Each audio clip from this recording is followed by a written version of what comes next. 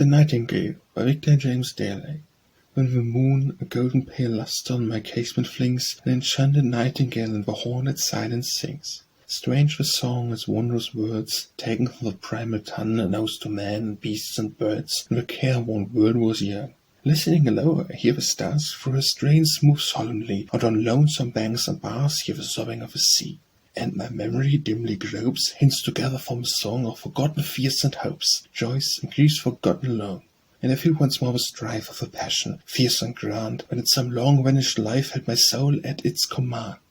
Are my life and hopes of white standing by a moonlit sea, like a lily of the night, hast thou quite forgotten me? Dost thou never dream at whiles that oft silent trembled wail, and the dim wood in whose aisles sang a secret nightingale? Whither hast thou gone? Wouldst thou hold thy fears pure and fine? In this world below there are none like we, and woe were mine. For a season all things last, love and joy and life and death. What portion of my past I of wine, whilst time draws breath? Fades the moonlight golden pale, and the bird has ceased to sing. I was a nightingale, but my heart remembering.